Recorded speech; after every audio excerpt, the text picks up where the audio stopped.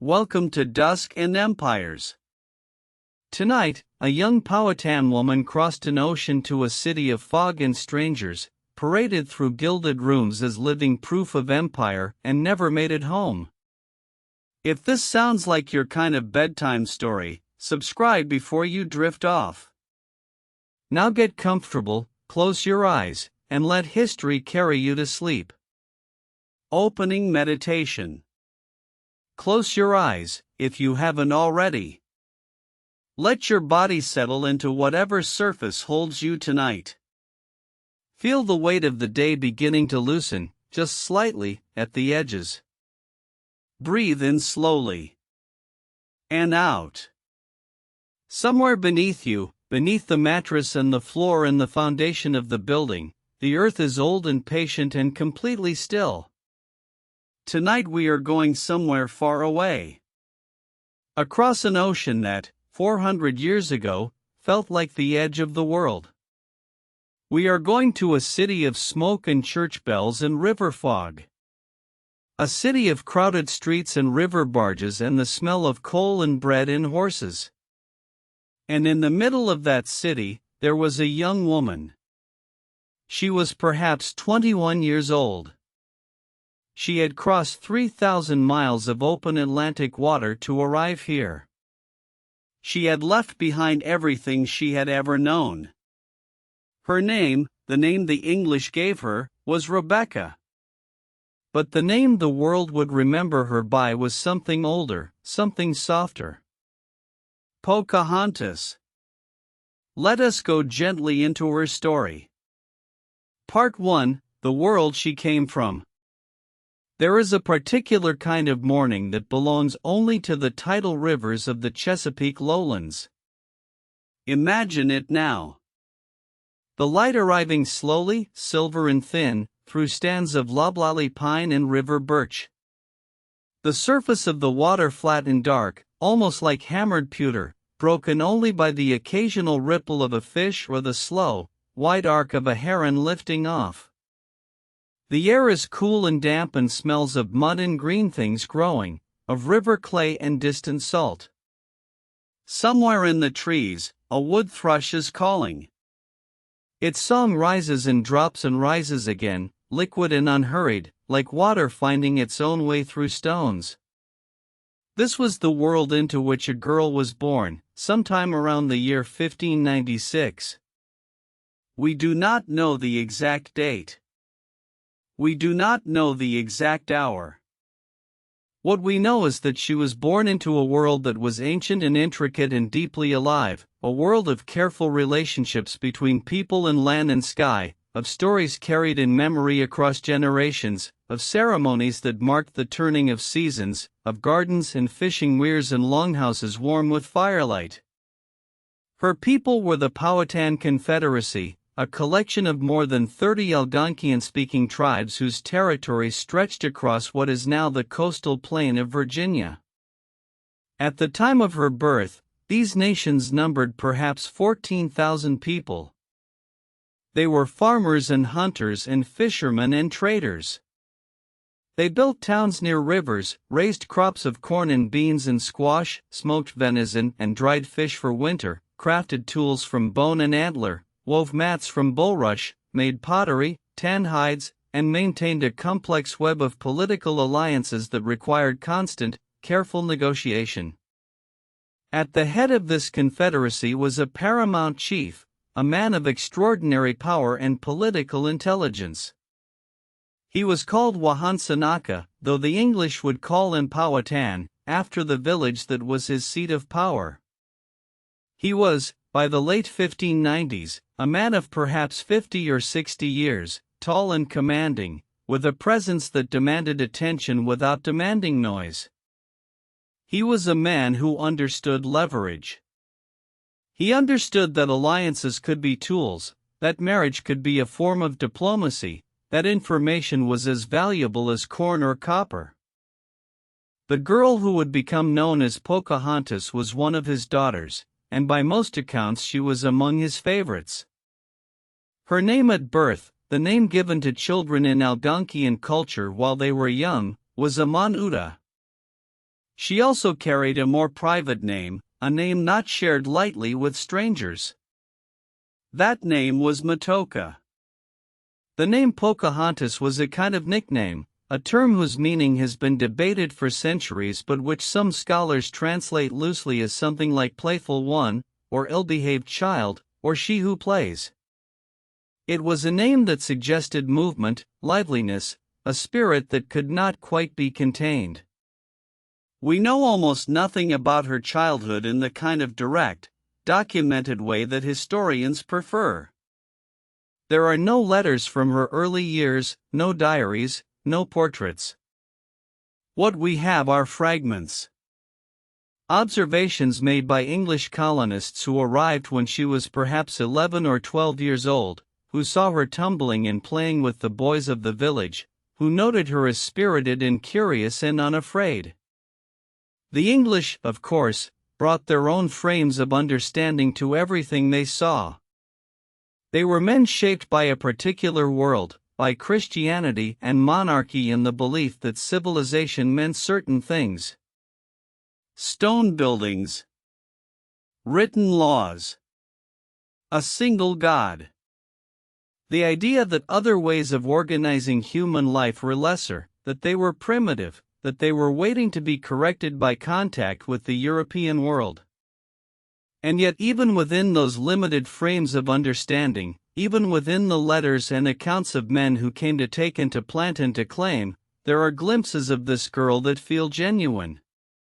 A flash of personality that survived the distorting lens of colonial documentation. She was quick. She was curious. She watched strangers with interest rather than fear. She moved freely through space that other children might have hesitated at. The world she grew up in was not a world without structure. Powhatan society had hierarchies, ranks, protocols. There were priests, called Quayo-Yukasuks, who mediated between the human world and the spirit world. There were warriors, Huskanas, who had undergone rigorous initiation rites to become men. There were women who held significant economic authority, who managed the stores of food, who maintained the longhouses, whose lineages determined a child's place in the social order. Inheritance in Powhatan society passed through the female line. A woman's family was her anchor. Growing up as the daughter of Wahansanaka would have meant growing up with a particular kind of visibility. She would have seen the political machinery of the Confederacy up close. Visiting chiefs and their delegations arriving at her father's court. The careful ceremonies of greeting. The slow, deliberate exchange of gifts. The way words could be weapons or bridges depending entirely on how they were placed. She would have learned, as all children in her world learned, by watching and doing. She would have learned to tend the gardens, to harvest and dry and prepare food. She would have learned the names of plants, which roots were medicine and which were poison, which berries ripened in which season. She would have learned to read the river, to know what the color of the sky meant for the coming day. She would have learned the songs and the stories. The deep, old stories about how the world was made and what held it together. And then, in the spring of 1607, when she was perhaps 10 or 11 years old, 3 English ships appeared at the mouth of the Chesapeake Bay. They were called the Susan Constant, the Godspeed, and the Discovery. They carried 104 men and boys who had been sent by the Virginia Company of London to establish a permanent English settlement in what the English called Virginia, a vast and vaguely defined territory that the English crown had claimed, with characteristic confidence, on the basis of a single brief visit by an expedition 30 years earlier. The men who stepped ashore were not, for the most part, experienced wilderness settlers. Many were gentlemen who had not expected physical labor. Many were tradesmen and craftsmen whose skills would only partially translate to this environment. Some were soldiers, men who had fought in European wars and brought European assumptions about conquest to a landscape that refused to behave like Europe. They built a fort on a low, marshy peninsula in the James River, which they named Jamestown, and they began the slow, painful, often catastrophic process of trying to survive in a world they did not understand, among people whose language they could not speak and whose intentions they could not read. Pocahontas would have known about these strangers before she ever saw them. News traveled quickly in the Powhatan world, carried by runners between villages, discussed and debated at the highest levels of the Confederacy. Wahansanaka was watching the English closely from the very beginning. He had, in fact, already encountered Europeans, in the form of earlier Spanish and English expeditions, and he had reasons both to be curious and to be cautious. The question of what these newcomers wanted, and what they would eventually take, was a question that would define the rest of his daughter's life. And it was a question whose answer would carry her, eventually, across an ocean to a city she could never have imagined. Part 2: The World the English Carried with Them. There is something worth sitting with, in the quiet of this moment, before we move deeper into the story. The English who arrived on the shores of the Chesapeake in 1607 did not think of themselves as beginning a tragedy. They thought of themselves as beginning an adventure, an enterprise, a righteous expansion of Christian civilization into a wilderness that God had, in their view, left waiting for them. It is important to understand this, not to excuse it, but to understand the particular shape of the collision that was coming. Because it was not a collision between people who all understood what was happening. It was a collision between two worlds that could barely see each other clearly, that kept mistranslating each other in ways that would have consequences stretching across centuries. The Virginia Company of London was a joint stock corporation, the early modern equivalent of a for-profit investment venture. Its backers in London had put up money expecting a return. They wanted gold, or something like gold. They wanted a passage to Asia. They wanted resources they could extract and ship back to England. They wanted, above all, a foothold in North America that would let England compete with Spain and Portugal, whose colonial empires had been generating enormous wealth for more than a century. The men they sent were shaped by this commercial imperative even when they spoke in the language of religion and civilization. The charters that authorized the company's activities framed the settlement in terms of spreading the gospel, saving souls, bringing light to the darkness. But the financial accounts told a different story. The investors wanted returns. The settlers wanted land. And the indigenous people already living on that land were, in the minds of most English colonists, either an obstacle or a resource, and rarely very much more than that. Among the men who arrived in 1607 was a figure who would become, through a complicated mixture of ambition and myth-making, one of the most recognized names in American history. His name was John Smith. He was 27 years old when the ships arrived in Virginia, a compact, energetic, intensely self-promoting man who had spent his youth as a mercenary soldier in the wars of Central Europe. He had fought against the Ottoman Empire, been captured and enslaved, escaped, and made his way back to England with a collection of stories that he would spend the rest of his life telling and embellishing. Smith was not a gentleman. In the rigidly stratified world of early modern England, that mattered. He had clawed his way to prominence through competence and nerve and a gift for making himself indispensable.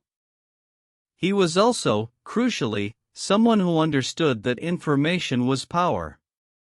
He observed, he recorded, he drew maps. When he encountered the Powhatan world, he did not dismiss it the way many of his fellow colonists did. He looked at it with a kind of intense, calculating attention. He learned words of the Algonquian language. He negotiated for food. He traveled up and down the rivers, mapping what he saw, noting the locations of villages and cornfields and trading posts. He was also, at various points, arrogant, reckless, and capable of extreme cruelty when he believed the situation required it. He was, in short, a man of his time and place, with all the contradictions that implies. The first months at Jamestown were catastrophic. The site was badly chosen. The marshy ground bred disease. The summer was brutally hot, unlike anything most of the settlers had experienced. Fresh water was scarce. Food was scarcer. The men who were supposed to be building a colony spent enormous energy in factional disputes, in political maneuvering, in the almost incomprehensible project of maintaining English social hierarchies in a situation that demanded entirely different skills. By the end of the first year, more than half the original colonists were dead.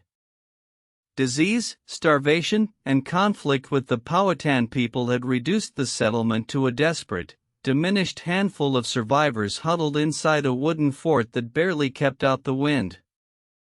And yet the colony survived.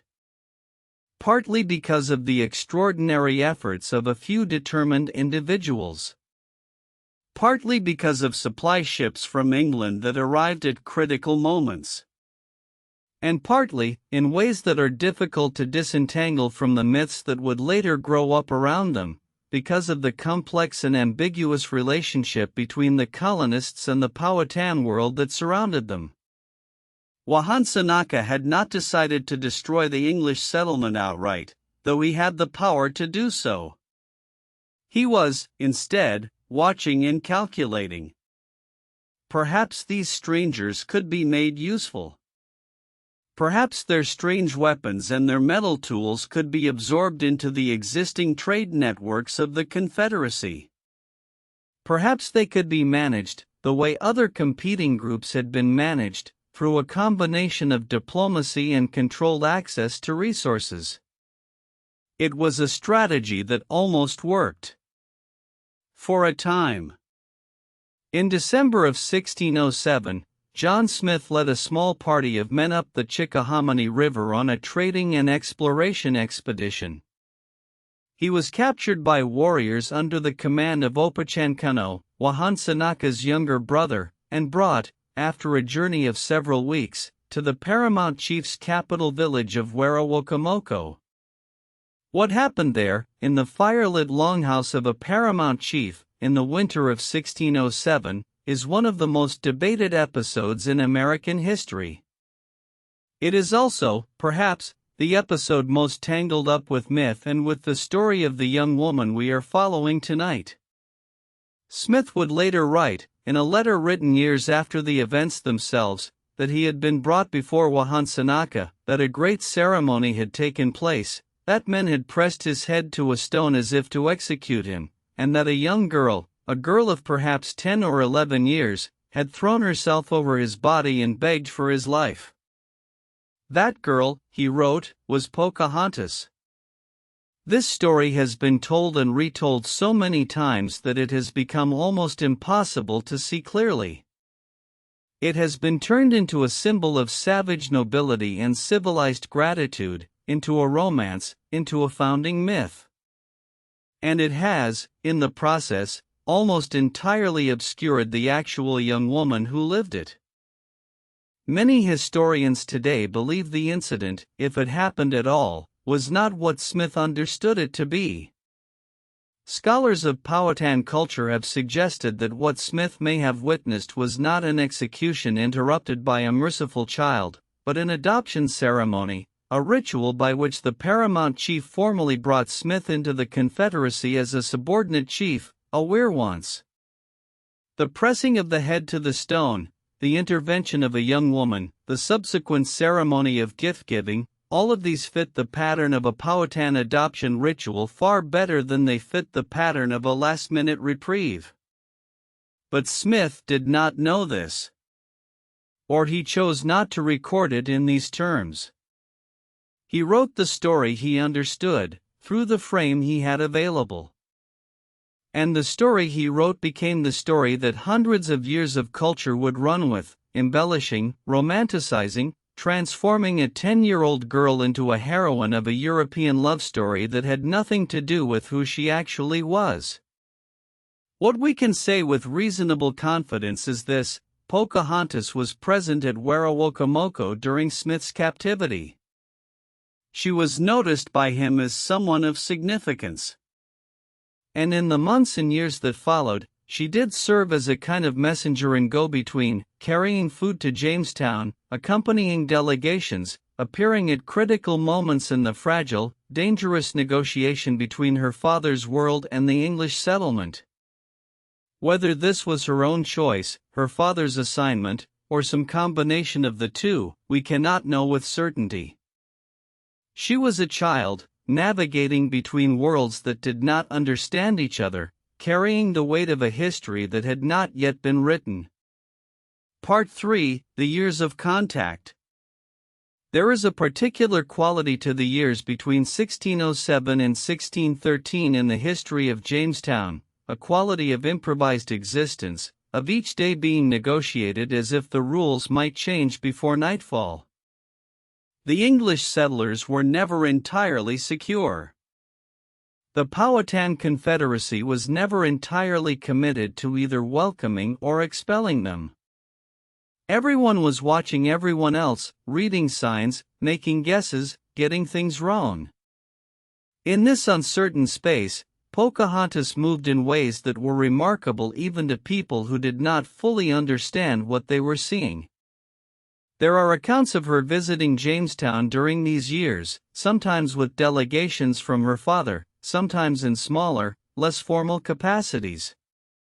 The English who described her during this period consistently noted her liveliness, her fearlessness, her apparent ease in an environment that would have unsettled most people.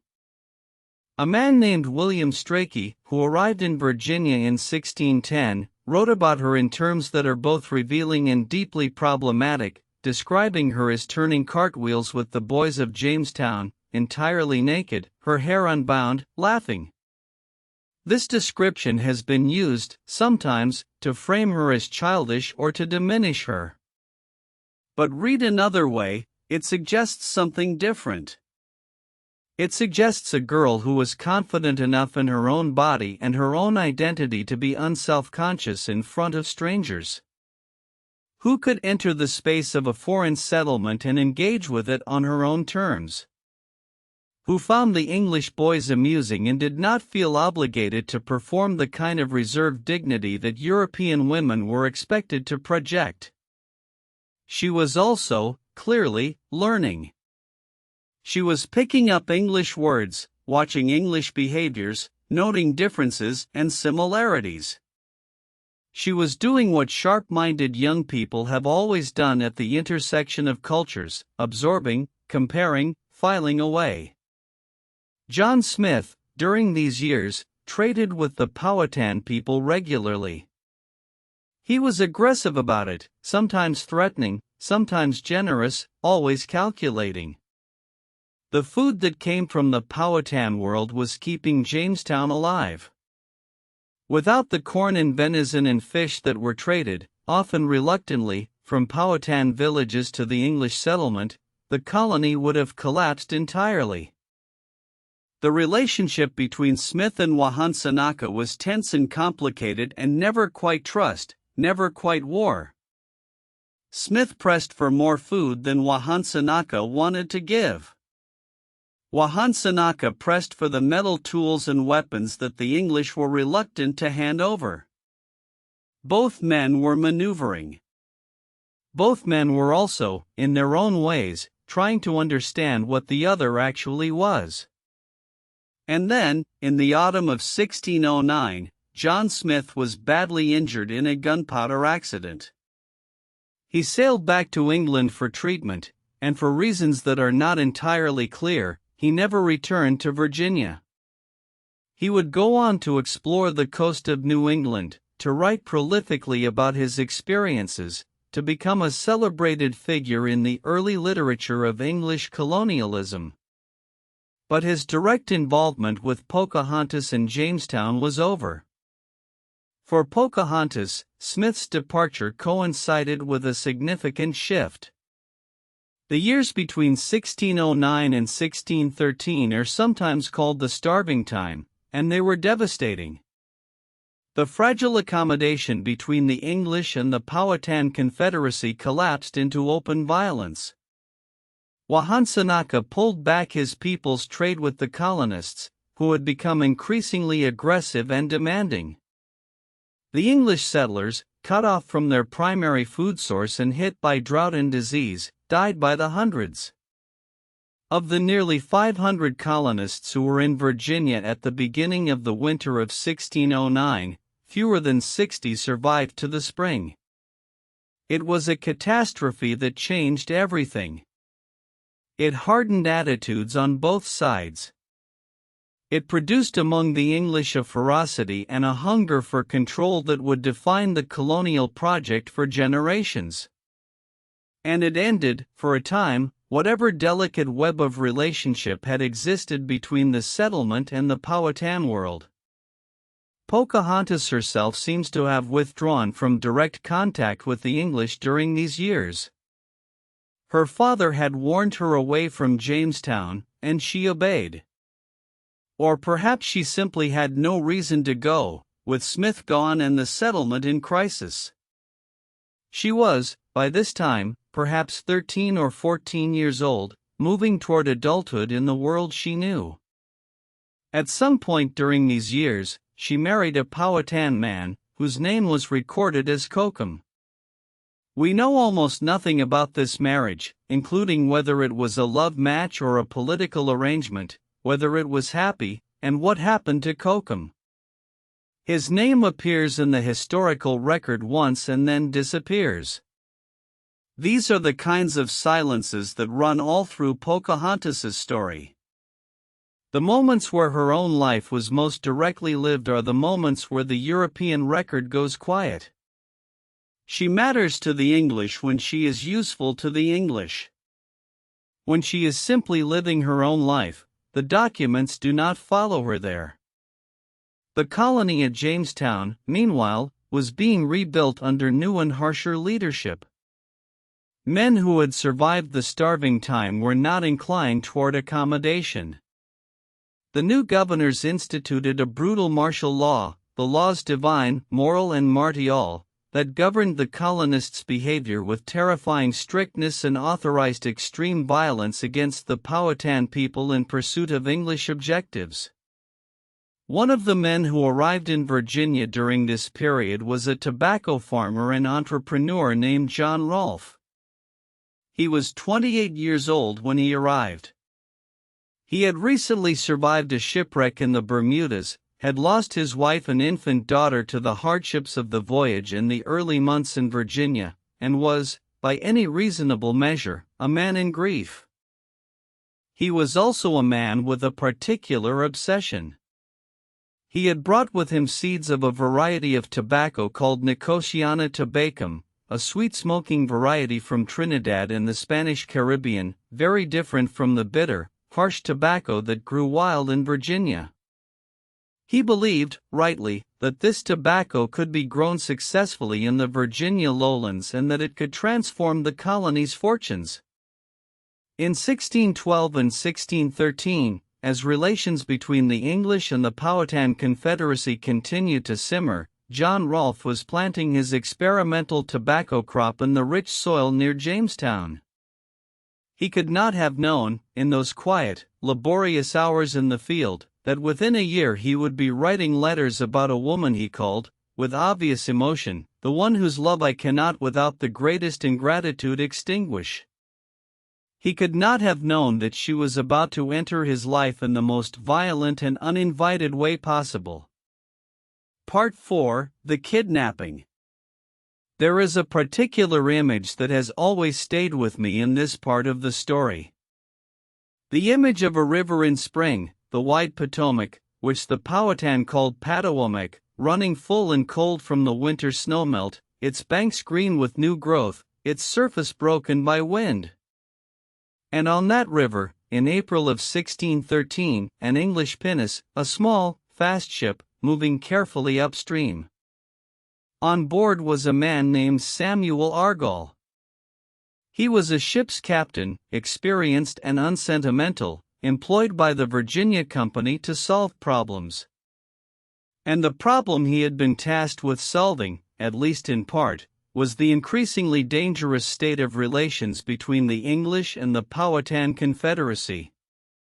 Argall had learned, through the networks of trade and information that connected the various peoples of the Chesapeake, that Pocahontas was visiting the Patawomac tribe, who lived along the river that bore their name and who were not directly under Wahansanaka's authority, maintaining a more ambivalent relationship with both the paramount chief and the English.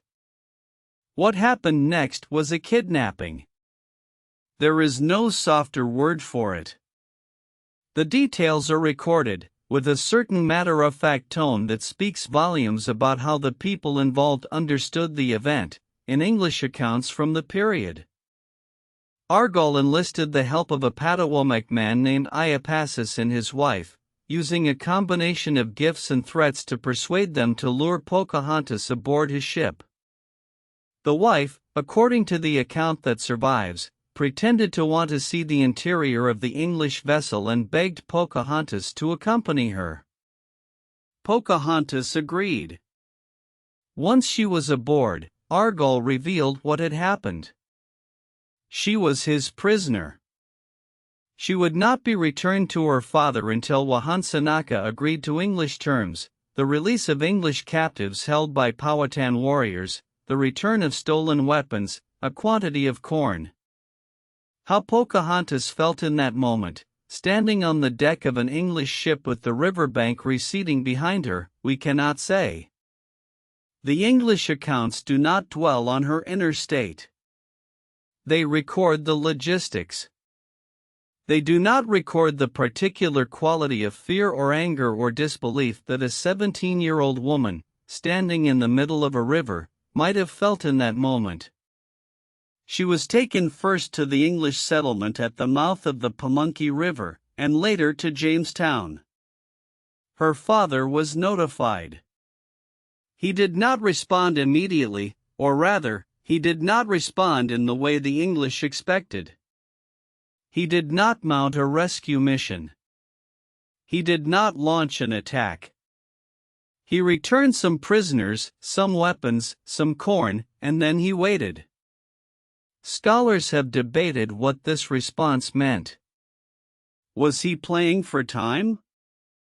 Did he believe that Pocahontas would be well treated and that waiting was safer than provoking a conflict?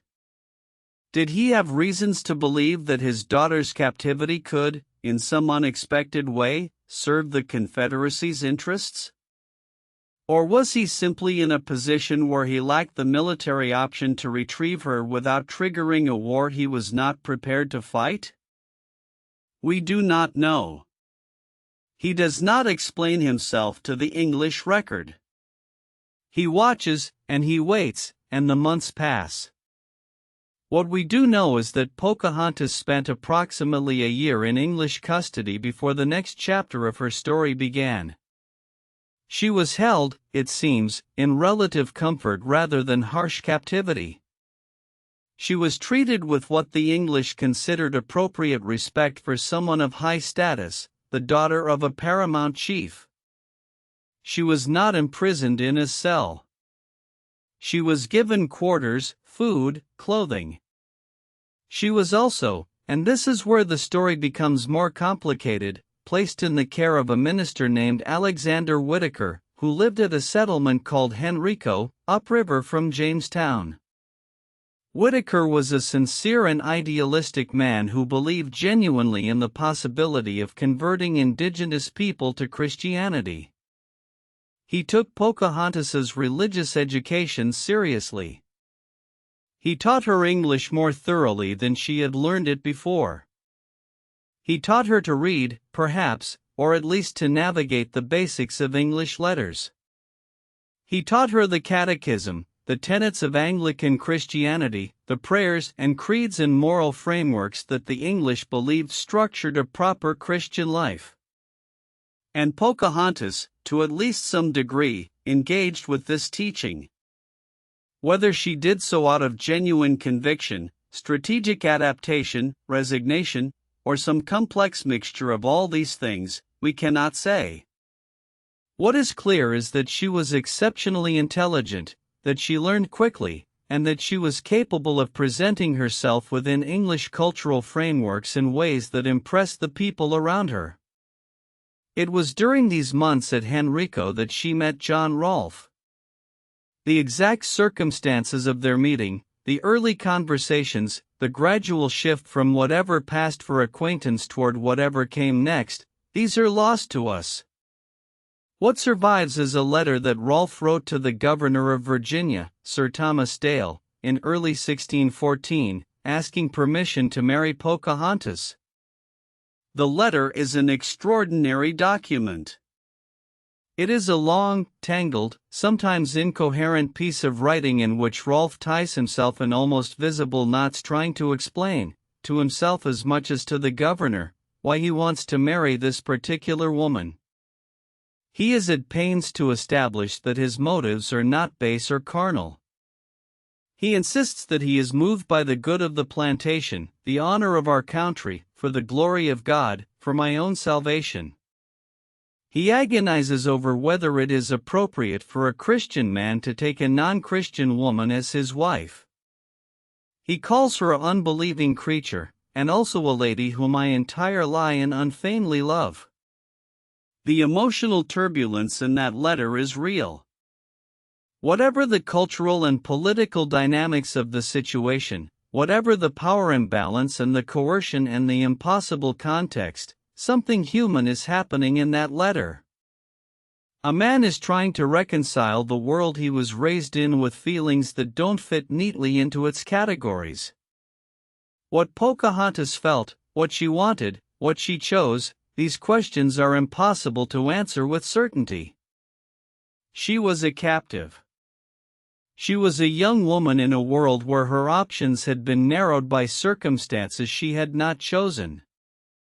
And she was also, by all available evidence, a person of formidable inner resources and considerable capacity to act within the constraints she faced. Before the marriage could take place, she was baptized. She was given the Christian name Rebecca. And in April of 1614, in a small church at Jamestown, she and John Rolfe were married. Her father sent 2 of his sons and an uncle to the ceremony. He did not attend himself, but his representative presence suggested a kind of blessing, or at least an acceptance. The marriage had an immediate political effect.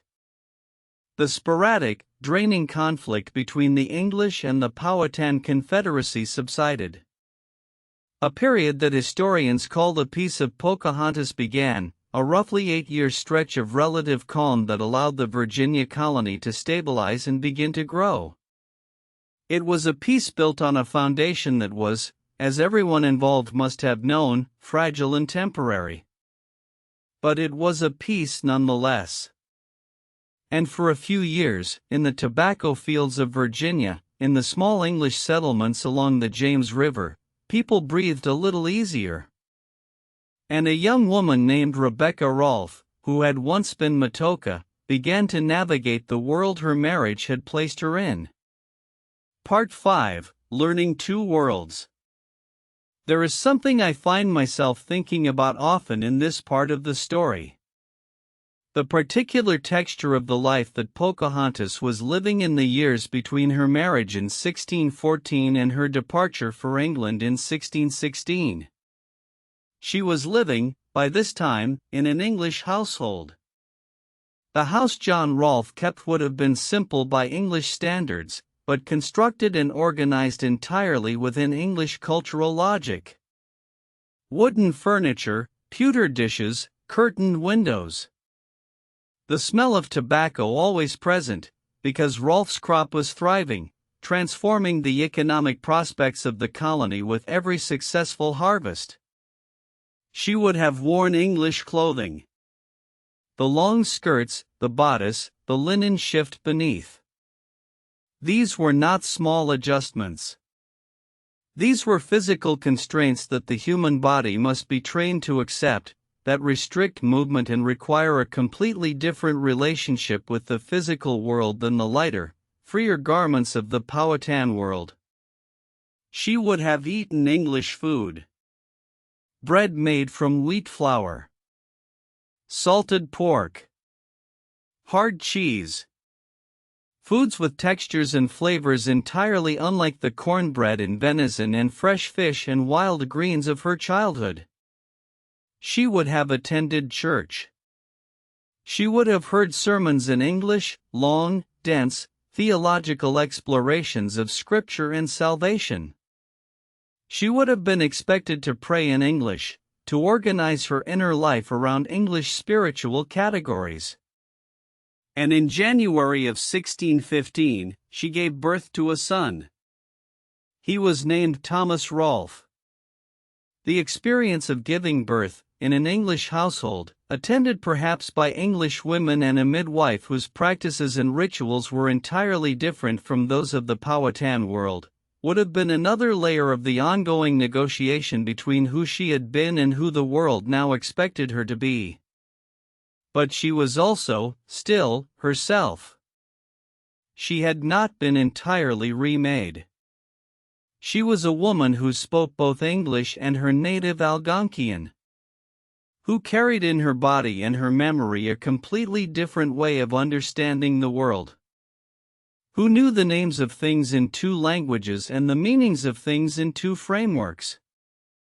The English around her found her extraordinary.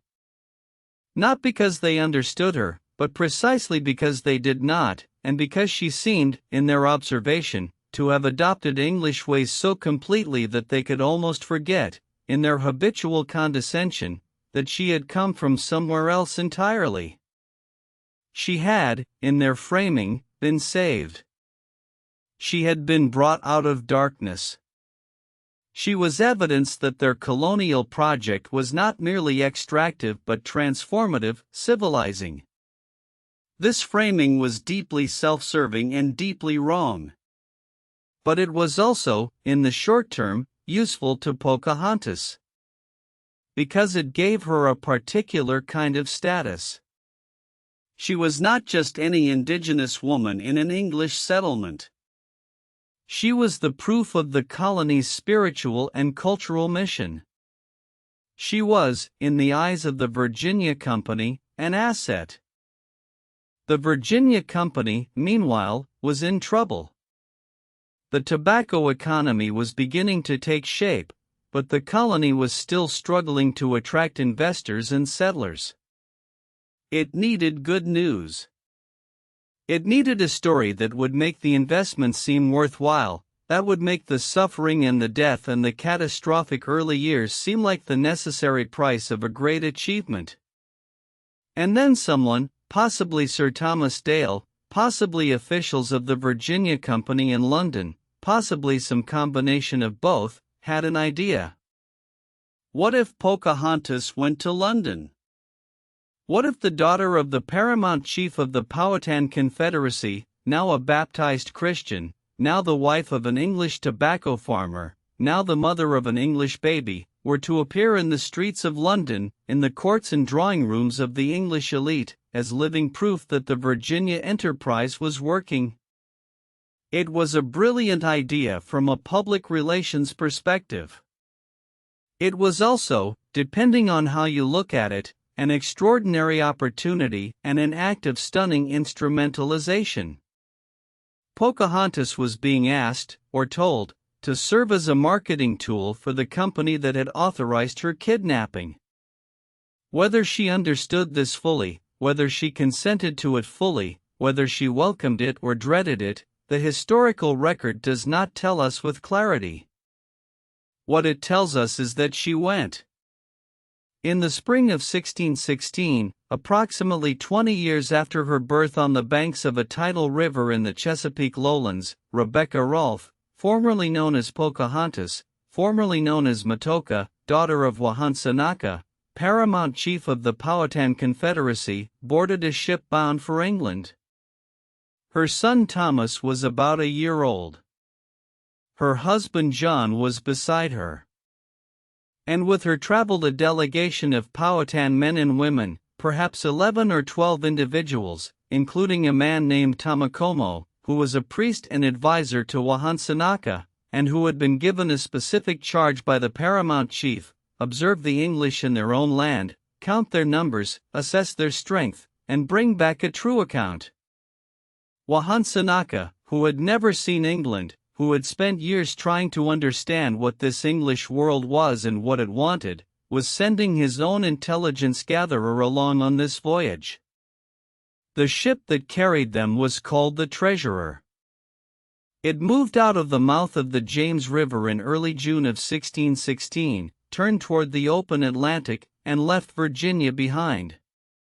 What did Pocahontas see when she looked back at the receding shoreline? The low green coast. The dark line of the pine forests. The place where the river met the sea. We do not know if she believed she would return. We do not know if she wanted to. Part 6, The Atlantic Crossing. There is a particular quality of time that belongs to an ocean voyage in the 17th century. Time measured not by clocks but by light. By the angle of the sun at midday, by the stars at night, by the changing color of the water as the ship moved from coastal shallows into the deep Atlantic blue. The crossing from Virginia to England in 1616 would have taken approximately 2 months under normal conditions, longer if the winds were unfavorable. 2 months of a world that was entirely water, in every direction, broken only by the small wooden world of the ship itself.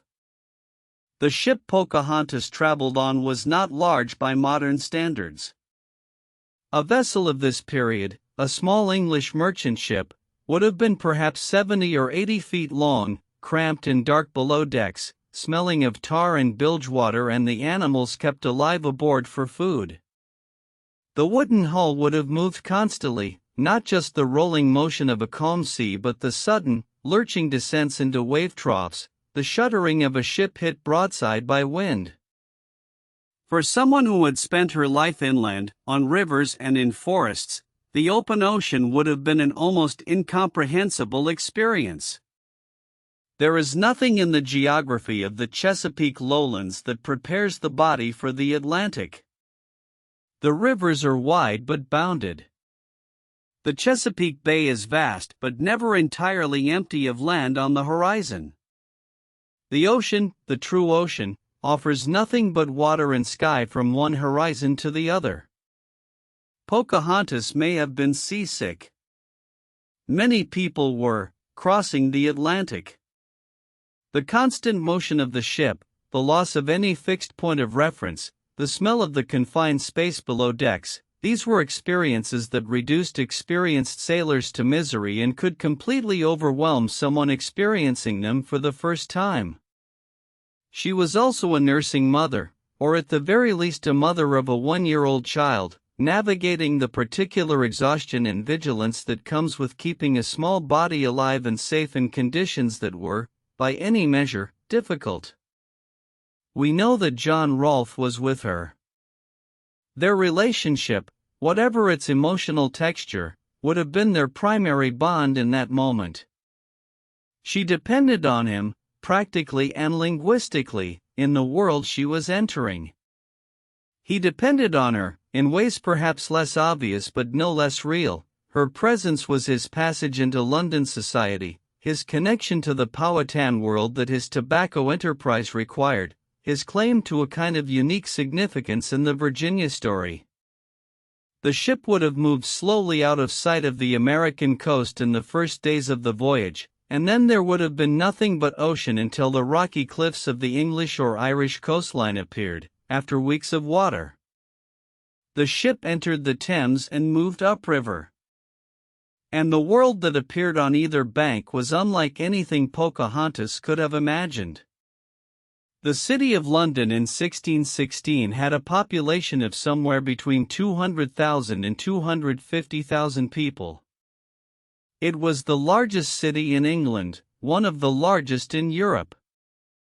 It sprawled along both banks of the Thames, crowded and noisy and perpetually smelling of smoke, because the coal fires of 200,000 hearths burned through the English winter and well into the damp spring. The Thames itself, as the ship moved up it toward the city, would have been unimaginably busy. Hundreds of vessels of every size and purpose, from great ocean-going merchant ships to tiny river wherries carrying a single passenger, crowded the waterway. The watermen who rowed the wherries called out to each other and to passing ships. Bells rang from the steeples of churches, dozens of churches, their towers punctuating the skyline in every direction. On the south bank of the river, the rooftops of Southwark were visible, and among them, the circular wooden structure of the Globe Theatre, where Shakespeare's plays had been performed for nearly 20 years. Shakespeare himself was still alive in 1616, though he would die in April of that year, before Pocahontas arrived in London. He never knew she was there. She never knew he was the man who wrote the strange, dreaming plays that audiences packed into those wooden circles to watch. The ship docked. And Pocahontas stepped onto English soil. Part 7. Arrival in a City of Wonders and Stench. There are cities that overwhelm the senses before the mind can form any coherent response to what it is experiencing. London in 1616 was one of those cities. The streets that Pocahontas would have encountered on her arrival were nothing like the paths through the Virginia forests, nothing like the well-worn routes between Powhatan villages. London's streets were narrow and crowded and loud in a way that had no equivalent anywhere in her previous experience. The smell. London in the 17th century had a smell that contemporary accounts describe with a kind of resigned acceptance that suggests people had simply stopped being surprised by it. The Thames was both the city's water source and its sewer. The streets were covered in a mixture of animal waste, discarded food, mud, ash, and the general biological residue of 250,000 people living in close proximity without modern sanitation. Superimposed over all of this was the ever-present smell of coal smoke, acrid and heavy, that settled over the city in winter and spring. And then the visual enormity of it. Buildings of 3 and 4 and 5 stories, their upper floors jutting out over the streets below until the sky was reduced to a narrow ribbon of light. Stone churches with towers and spires. The walls of the Tower of London, massive and grey, visible from the river. London Bridge, lined with shops and houses along its entire length, the heads of executed traitors mounted on spikes above the gate. This was not hyperbole or exaggeration. The heads of executed criminals were regularly displayed on London Bridge as a warning and a public spectacle. It was a routine part of the city's visual landscape that Londoners walked past without, apparently, remarkable disturbance. For someone who came from a world of river and forest and village, even someone who had been living in an English settlement for 2 years, even someone who was intelligent and adaptable and determined to navigate whatever came next, this city would have been a profound shock. The group was housed, on their arrival, at an inn in the Ludgate area called the Belle Savage. It was a substantial establishment, a coaching inn with a courtyard and multiple floors of rooms, the kind of place that regularly housed visiting nobility and wealthy merchants. It was not a slum. But it was still an English inn in the heart of a 16th-century city, and its comforts would have been very far from luxurious by any standard we would recognize. News of their arrival spread quickly through London's rumor networks. The daughter of the King of Virginia was in the city. The Indian princess had come to London. It is worth pausing here on the language. The English called her a princess because they needed a category they understood, and princess was the closest English category to the status of paramount chief's daughter. But the Powhatan world did not have princesses, did not have the hereditary monarchies that the English were projecting onto it. Wahansanaka's power was real and substantial, but it worked differently from English royal power. His daughter's status was real and substantial, but it was not identical to the daughter of an English king. London, however, was not interested in these distinctions. London was interested in the spectacle. And Pocahontas, whether she knew it or not, had arrived as a spectacle. The Virginia Company moved quickly to orchestrate her London visit in ways that would serve their interests.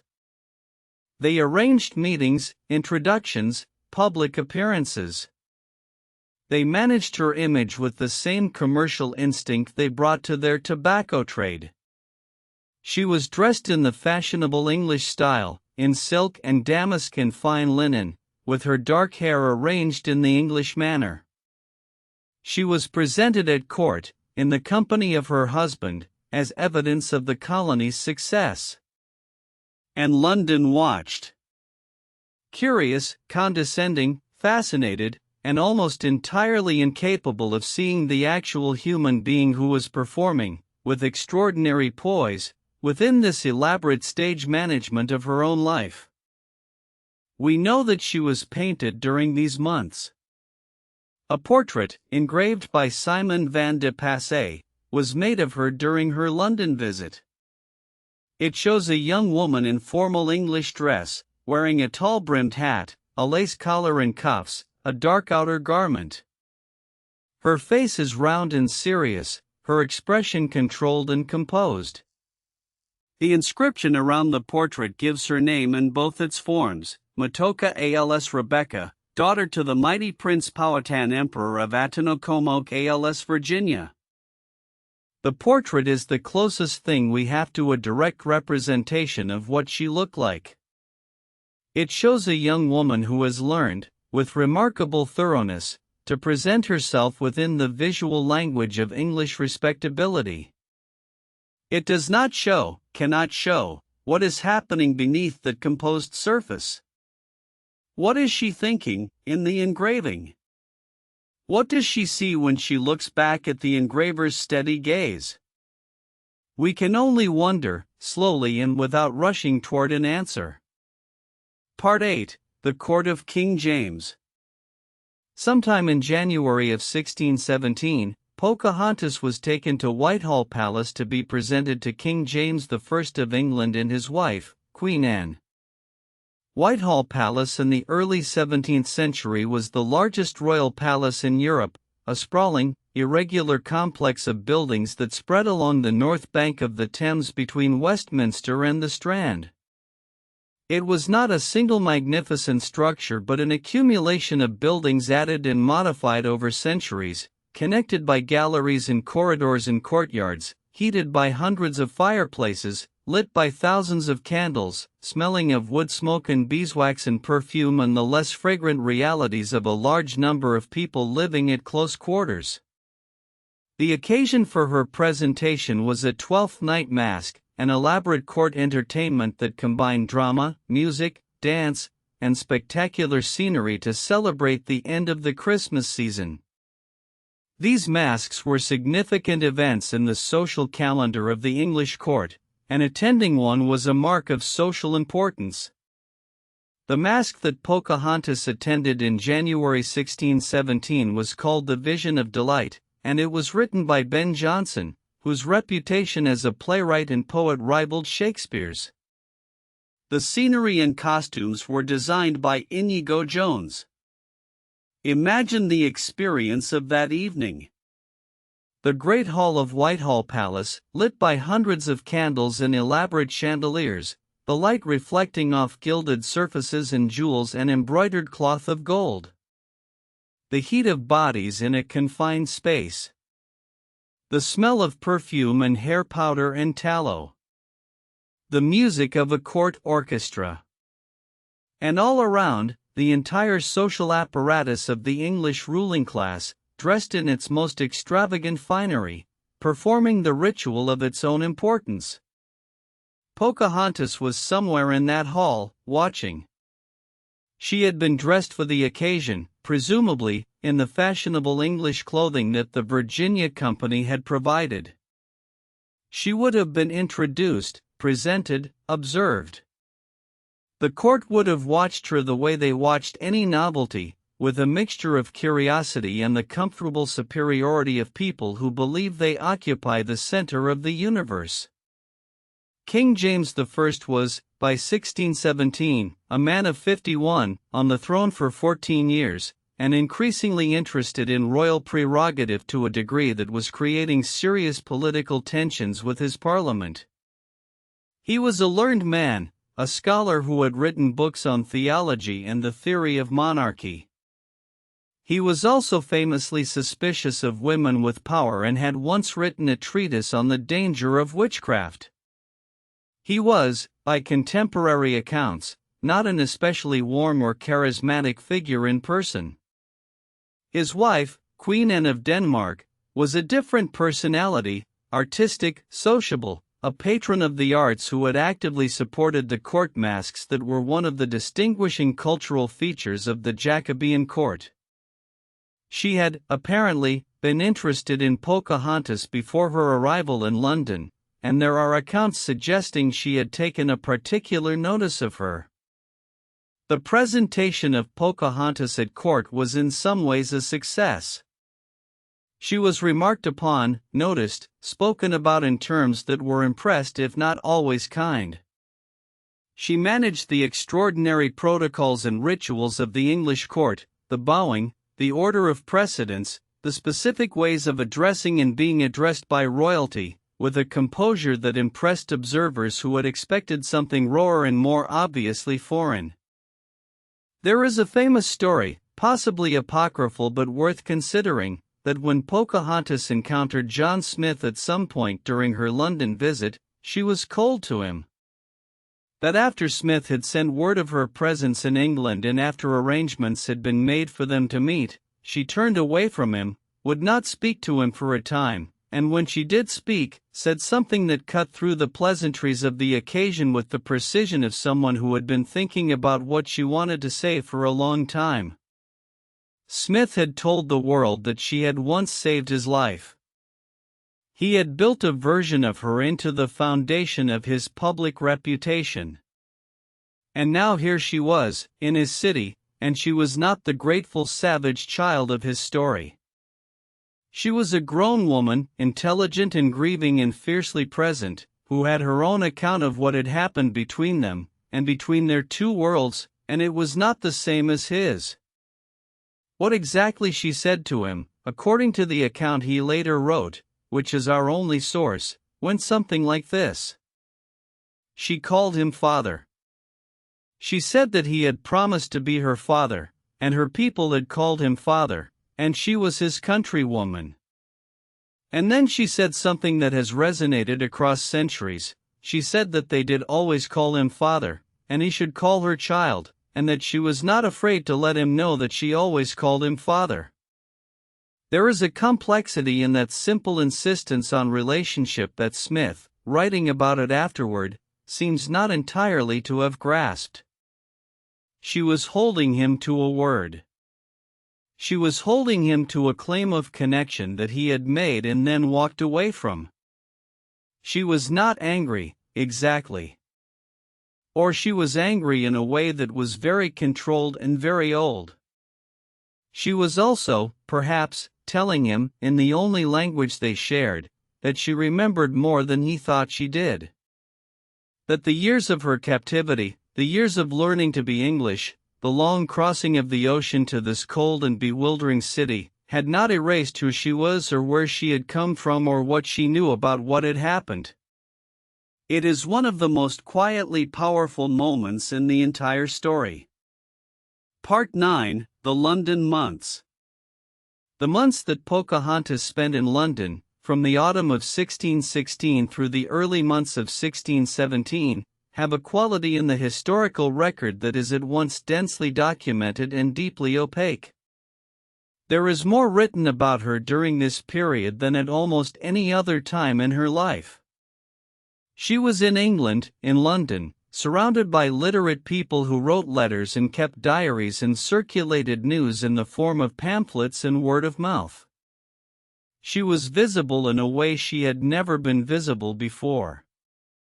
And yet what survives tells us far more about how the English saw her than about how she experienced what was happening to her. The letters mention her name. They comment on her appearance, her bearing, her manners. They record who she was seen with. They note her presence at this event or that gathering. What we can reconstruct, from the fragments and the context, is something of the texture of those months. The Belle Savage Inn, where the group stayed initially, was a lively and noisy place in the heart of the city. It was known as a venue for performances, for traveling players who set up in its courtyard. The city pressed in on all sides. She would have walked through London streets, or been carried in a sedan chair, surrounded by the overwhelming sensory experience of the city. She would have seen things she had no frameworks for, printing houses where books were produced by the hundreds, their windows dark with paper stacked to the ceiling. Shops selling goods from every corner of the trading world, silks from China, spices from the East Indies, sugar from the Caribbean, wines from France and Portugal. She would have seen beggars, people broken by poverty and disease, huddled in the angles of church walls. She would have seen the ostentatious wealth of London merchants and their wives, dressed in clothing that cost more than most people earned in a year.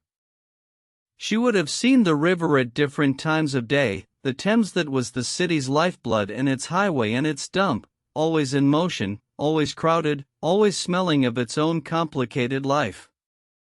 She fell ill during these months. The illness is one of the central and most tragic facts of her time in London.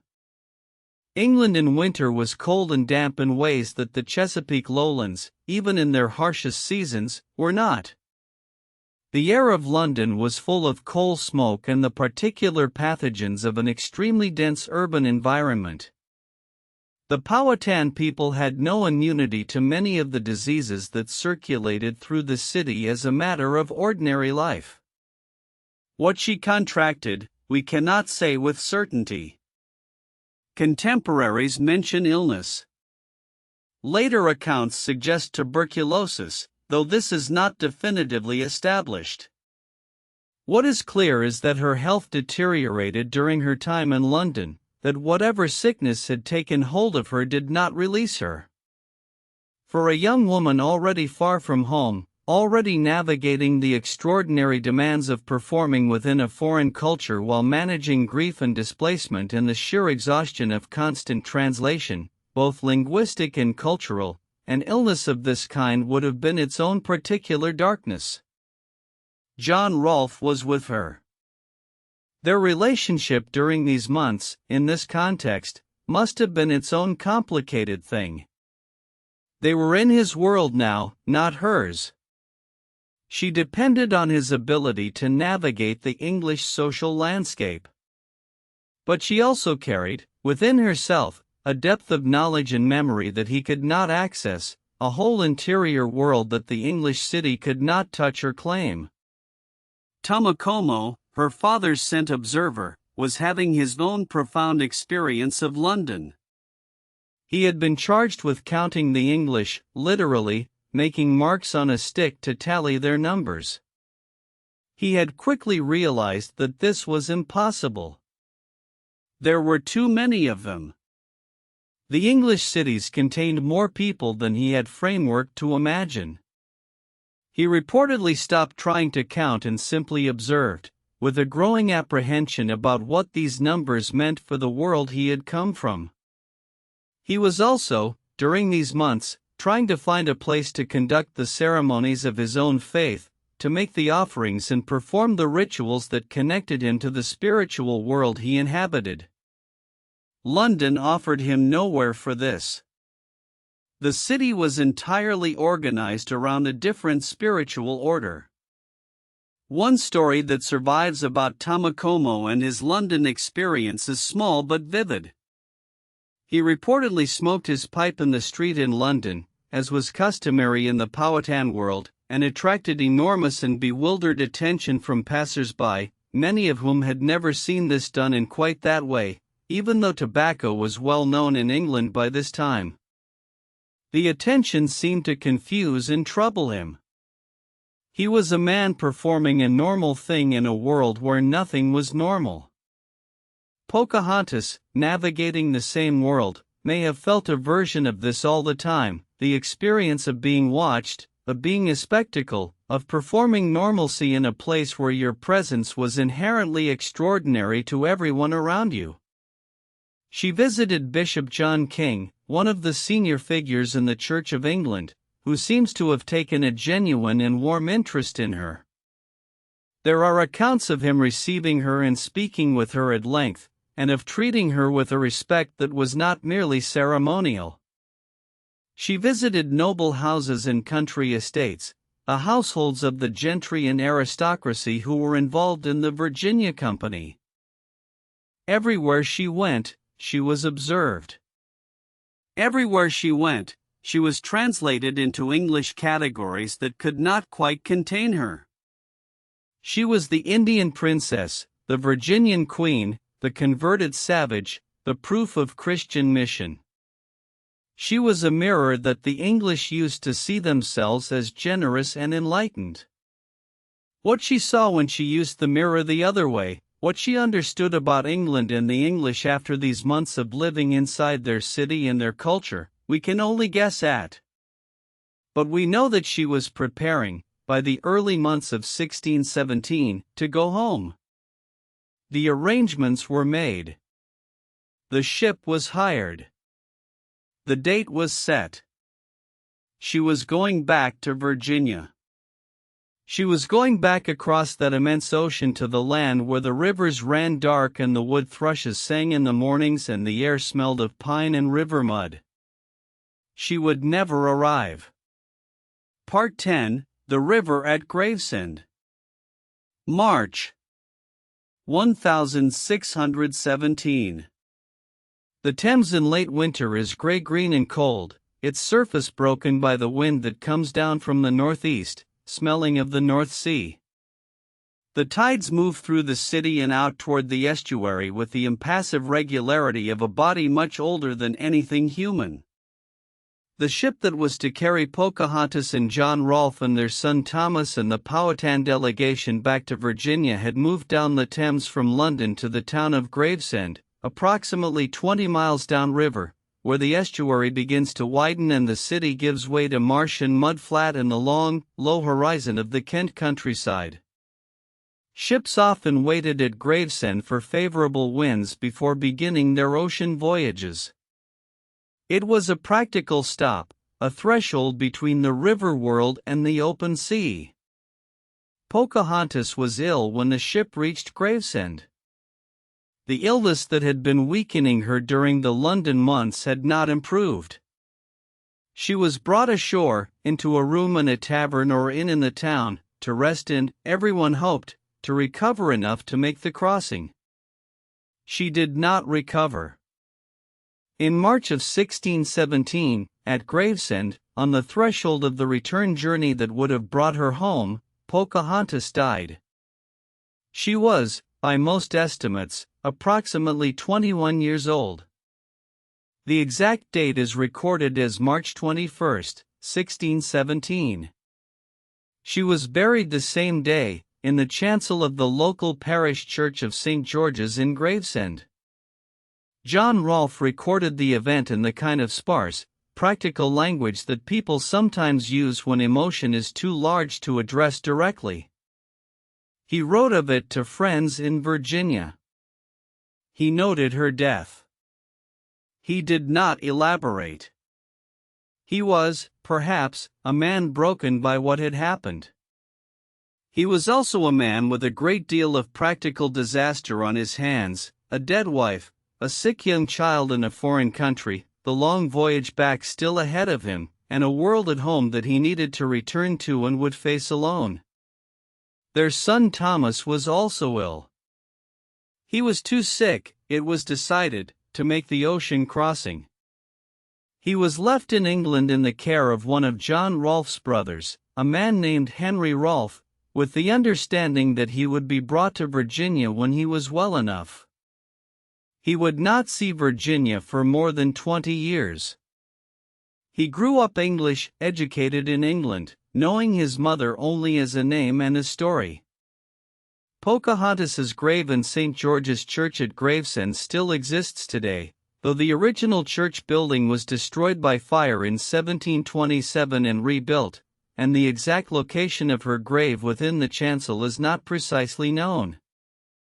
There is a bronze statue of her in the churchyard, placed there much later, showing a young woman in flowing robes with her hand extended, serene and composed in the pose of a monument. Monuments are not the same as memory. They show us what we have decided to remember, and how we have decided to remember it. The statue at Gravesend shows one version of Pocahontas, dignified, composed, permanently positioned between two worlds, her hand extended as if always in the act of offering or bridging. But there is another version. A version that the historical record suggests more quietly and that requires more effort to see. A young woman who was 21 years old when she died. Who had been taken captive at 17. Who had crossed an ocean and walked through the streets of the largest city in the world and met a king and sat for a portrait and watched her father's kingdom growing smaller in the distance of an ocean she was too ill to recross. A young woman who died in a town that was not her town, in a country that was not her country, within sight of the water that would have carried her home. 5 years after his daughter's death in a grey town on the English Thames, warriors under the leadership of his brother Opechancanough launched a coordinated attack on English settlements across Virginia, killing more than 400 colonists. The English response was brutal and systematic, punitive raids, destruction of villages and crops, the kind of total war that left no possibility of return to the complicated, fragile coexistence of the earlier years. The world that Pocahontas had moved between, the world where it was possible, however painfully and however asymmetrically, to inhabit both shores of that divide, that world was over. And she had already been gone for 5 years when it ended. She did not see it. She died before the full catastrophe came. Whether that was a mercy or its own kind of tragedy is not a question that has a clean answer. Part 11, The Myth That Grew in Her Place. There is something that happens after the death of a person who has lived at the intersection of powerful forces. The person, the actual human being with her own interior life and her own unrecorded feelings and her own versions of events, begins to recede. And in her place, something else grows. A symbol. A story. A name that can be used for purposes she never consented to. This is what happened with Pocahontas. In the centuries after her death, her story was told and reimagined so many times, in so many different forms, for so many different purposes, that the actual young woman who lived it became almost entirely buried under the accumulated weight of other people's versions. In the 18th century, she was a noble savage, a figure of romantic primitivism who represented the natural virtue of the indigenous world before it was corrupted by civilization, even as the civilization that was corrupting that world also claimed her as a founding symbol. In the 19th century, she became a foundational figure of American national mythology, one of the stories through which the new United States constructed a usable past. She was romanticized, she was Christianized in retrospect, she was placed at the origin of the American story as a figure of bridge building and acceptance, which allowed white Americans to feel that the indigenous world had willingly made way for them, had even reached out toward them in welcome. Plays were written about her. Poems. Novels. She became a figure in the American literary imagination, appearing in different forms in different hands, always shaped to the needs of the moment, never quite herself. In the 20th century, her story was turned into a children's novel and then into what became one of the most widely seen animated films in the history of popular cinema. The 1995 Disney film named after her, watched by hundreds of millions of people around the world, presented a version of her story in which she was a romantic heroine who fell in love with John Smith and chose, in the end, to stay in her homeland and let him go. It was a story that was almost entirely invented, that had almost no relationship to the historical record, and that transformed the kidnapping and captivity and colonial violence of the actual events into a tale of personal choice and cross-cultural romance. The actual Pocahontas was 10 or 11 years old when she first encountered John Smith. She was captured, not romanced. She died in England, not Powhatan. The real story involves colonization and captivity and early death, not the romantic choices of an animated heroine with an impossibly small waist and a talking raccoon. The gap between the myth and the reality is not a small gap. It is a chasm. And the chasm matters, not just as a point of historical accuracy, but because of what gets lost when the real story is replaced by the comfortable one. What gets lost is the specificity of her experience. The actual texture of what it was to be a Powhatan woman in the early 17th century, to have a father who was one of the most politically sophisticated leaders in North America, to grow up in a world of rivers and ceremonies and old stories, to be taken captive at 17, to cross an ocean, to walk through the streets of London, to die in a grey town on a cold river at 21. All of that specific, irreducible human experience gets flattened into the myth. The myth needs her to be a symbol. Symbols don't have interior lives. Symbols don't get seasick or grieve or feel the cold of an English March morning in their bones. There is also something worth understanding about the particular shape the myth took in America. The story of Pocahontas choosing to align herself with the English colonists, in whatever version of the story is being told, serves a very particular ideological purpose. It suggests that the colonial project was not simply a conquest but a meeting, a mutual recognition, a reaching toward on both sides. It suggests that at least some indigenous people, the best and noblest among them in the colonial imagination, understood the superiority of European civilization and moved toward it willingly. This framing has been used, in various forms, to justify and to normalize the dispossession of indigenous peoples from their lands. If the noble Pocahontas chose the English world, if even the daughter of the great paramount chief of the Powhatan Confederacy found in English Christianity and English culture something worth embracing, then how can what happened afterward be characterized as pure theft? How can it be characterized as pure violence? The myth, in other words, is not innocent. It has done work in the world. It has been used to make palatable something that should not be made palatable. And yet the myth persists, in part, because there is something real underneath it. Something that cannot be entirely explained away by the mechanics of colonial ideology.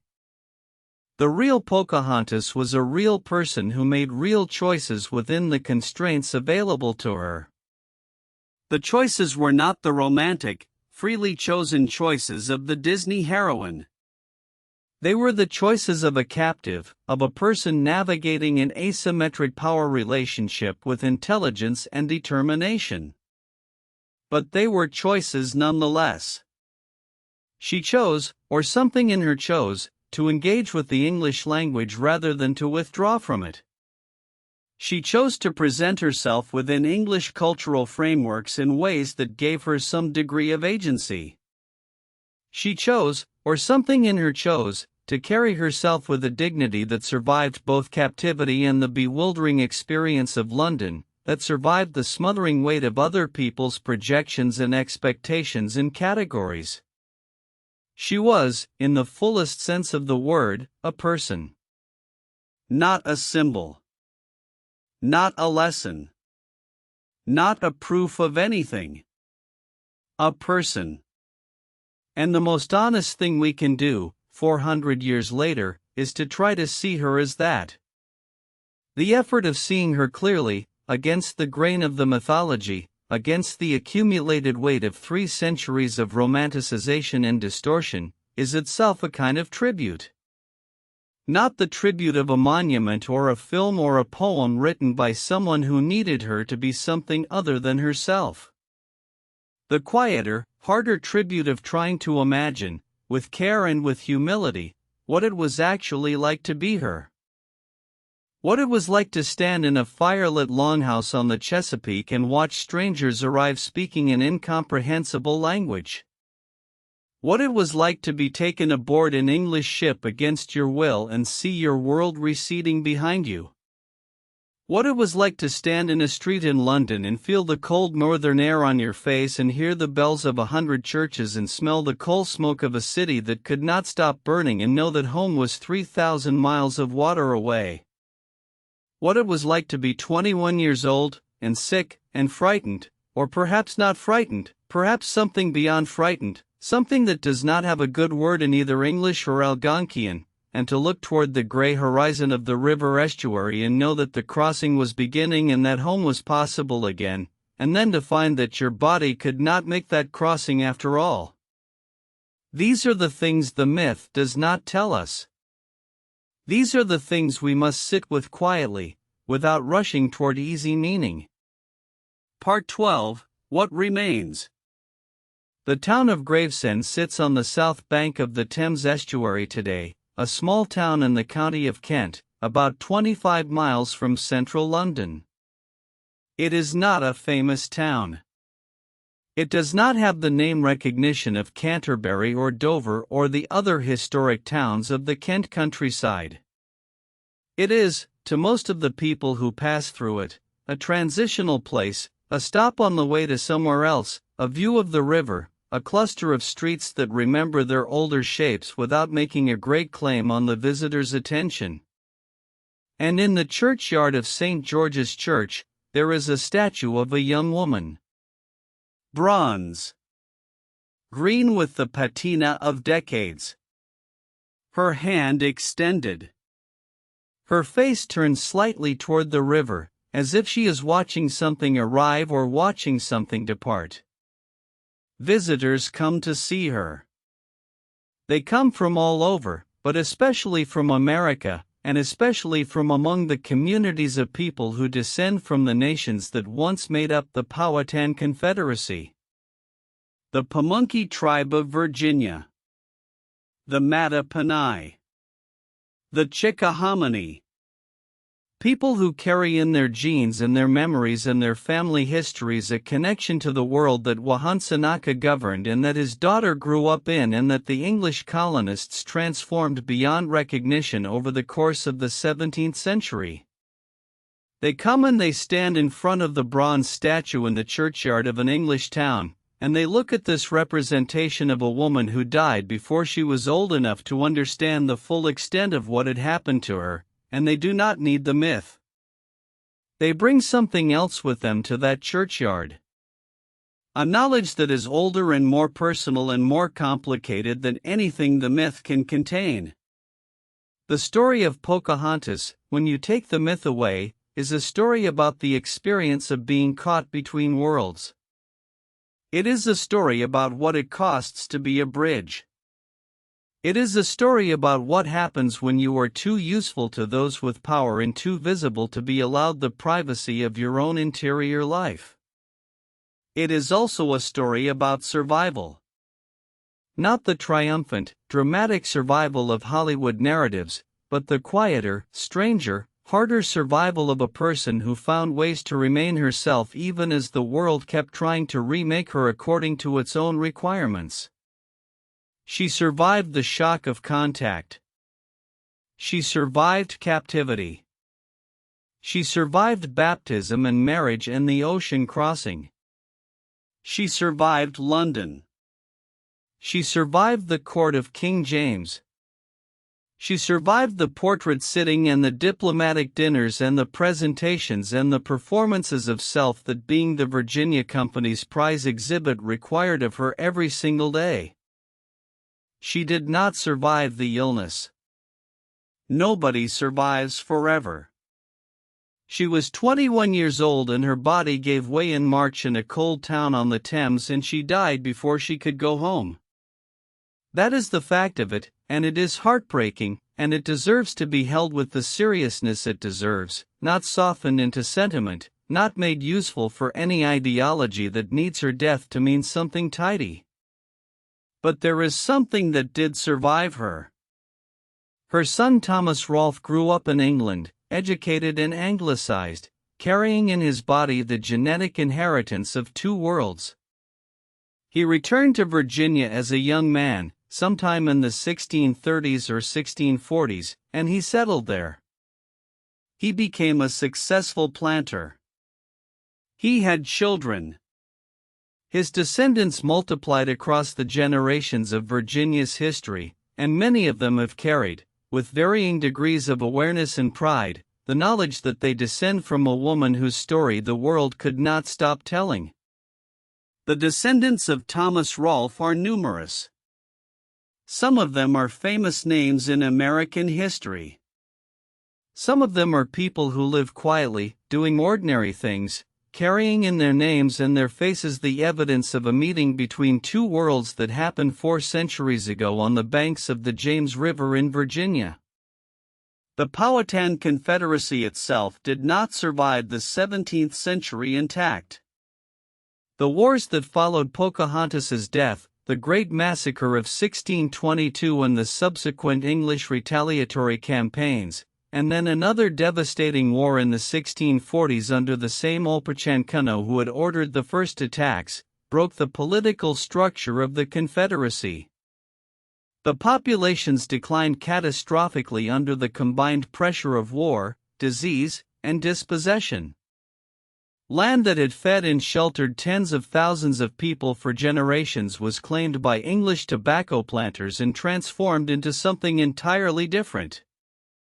But the people did not disappear. This is something important to hold on to. The story of indigenous peoples in America has been told, too often and too carelessly, as a story of disappearance, as if what the colonists brought resulted in a simple erasure. It did not. The Pamunkey tribe of Virginia, descendants of the Powhatan Confederacy, maintains a reservation in King William County, Virginia, to this day. They received federal recognition as a tribe in 2015, for centuries after Pocahontas walked down to the bank of the Pamunkey River as a child. They are still there. They are still there. And Pocahontas is still there too, in some way that is not quite metaphysical and not quite literal but something in between. She is in the place names of Virginia, in the rivers and counties that carry Algonquian words. She is in the historical record, fragmentary and distorted and sometimes barely visible beneath the layers of myth, but real. She is in the careful, painstaking work of scholars and tribal historians who have spent decades trying to recover her actual story from beneath the accumulated weight of what the world wanted her to be. She is in the churchyard at Gravesend, where the Thames moves past with its centuries of memory, and the statue stands with its hand extended, and the birds in the churchyard trees are making the small, specific sounds of birds who do not know that they are part of anyone's history. She is in this moment, in the quiet space between sleep and waking, where the defenses come down and the mind is willing to sit with something real, to feel the weight of a human life without trying to make it smaller than it was. A girl on a river in Virginia, in the morning light. Watching strangers arrive.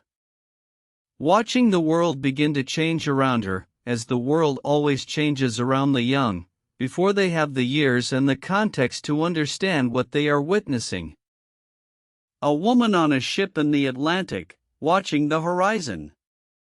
With her child, with her grief, with her language and her memories and her formidable inner resources, with whatever it was she knew about herself that no captivity or conversion or ocean crossing had been able to take from her. A name on a grave in an English town. And underneath the name, something that names cannot fully hold. A life. An entire, specific, unrepeatable life. Which is the only thing, in the end, that any of us ever have. And which is always worth remembering slowly, with care. Closing meditation. Let the story settle now, like sediment in still water. Let it sink to wherever things go when we are done holding them in the thinking mind and allow them to rest in the body instead. She lived. She was real. She stood in the rain and felt cold and looked at the sky and breathed. She loved some things and feared others and understood more than the people around her always knew. She carried her name across an ocean and died before she could carry it home. And tonight, in the quiet of wherever you are lying, in the warmth of the darkness behind your eyes, you have been with her. For a little while. That is a kind of company across 4 centuries, a kindness the sleeping mind can offer the dead, to remember them not as symbols but as people. As real as you are, in their own moment, their own river, their own morning. Feel the weight of your body now. The way the mattress or cushion or floor holds you completely, takes your full weight without requiring anything from you. You do not have to hold yourself up. You do not have to navigate anything tonight. You are already where you need to be. Let your shoulders release, just a little more. Let your jaw soften. Let your hands open, palms up, or curl gently, whichever way feels natural. Somewhere, a river is moving in the dark. The Pamunkey, the James, the Thames, the one nearest you, whatever water is moving within reach of your dreaming. Rivers do not stop at night. They carry on in the darkness, carrying their old knowledge of fish and stone and rain, patient and unhurried, the way all old things are patient in the end. You are allowed to rest now. The history is held. The story is told. The woman who crossed the ocean and walked through a city of smoke and bells and came as close to home as a river estuary before her body could go no further, she is held, too, in whatever careful way the past holds those who lived in it. Breathe in. Slowly. And out. Let the sounds around you become the sounds of something far away and undemanding. Traffic or wind or rain or silence, it doesn't matter. Whatever is outside the window is outside the window and has nothing to do with you right now. You are warm. You are safe. You are exactly heavy enough to sleep. The wood thrush is calling somewhere in the trees by the river. Its song rises and falls and rises again, liquid and patient, like water finding its way through stones in the lawn, slow dark before morning. Sleep now. Sleep. If you're still awake, that's okay. Just close your eyes and let the story carry you. Subscribe to History for Sleep for a new story every week. Sweet dreams.